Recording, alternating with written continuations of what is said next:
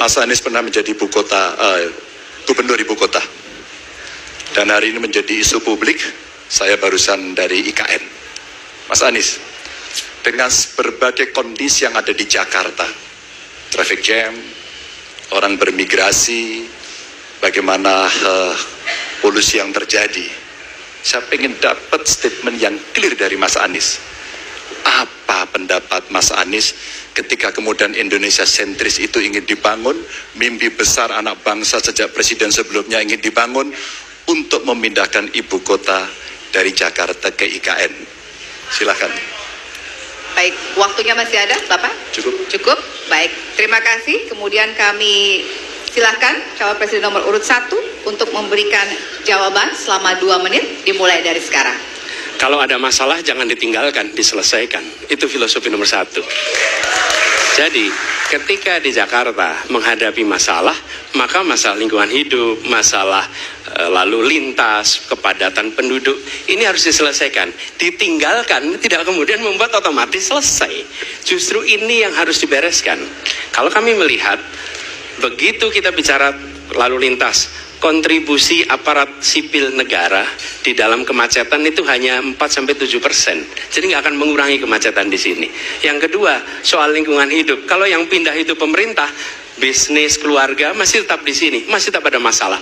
Karena itu kami berpandangan masalah yang di Jakarta harus diselesaikan dengan transportasi umum yang dibangun.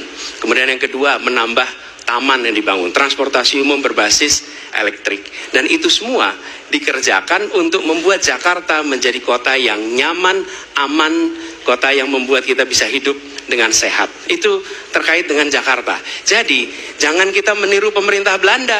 Mereka punya kota tua. Ketika kota tua turun permukaan, mereka pindah ke selatan, bikin di sekitar Monas. Ditinggalkan, masalah tidak diselesaikan. Kita harus menghadapi masalah dengan menyelesaikan. Lalu yang kedua, terkait dengan IKN. Ketika kita memiliki masalah yang masih urgen di depan mata kita, di Kalimantan sendiri, kebutuhan untuk membangun sekolah yang rusak sangat banyak. Membangun kereta api atau jalur tol antar kota di Kalimantan itu urgen. Yang merasakan dari uang itu siapa? Rakyat. Sementara yang kita kerjakan hanya membangun tempat untuk aparat sipil negara bekerja, bukan untuk rakyat dan bukan pusat perekonomian. Baik. Ya, waktu ada habis dan kami persilakan kepada calon presiden nomor urut 3 untuk menanggapi jawaban dari calon presiden nomor urut 1. Waktu Bapak 1 menit, disilakan.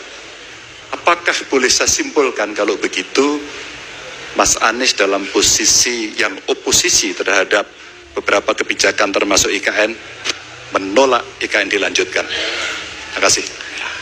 Cukup Bapak? Cukup. Baik. Baik, selanjutnya kami berikan kesempatan kepada calon presiden nomor urut 1 untuk menanggapi tanggapan dari calon presiden nomor urut 3. Waktunya 1 menit dari sekarang. Inilah salah satu contoh produk hukum yang tidak melewati proses dialog publik yang lengkap.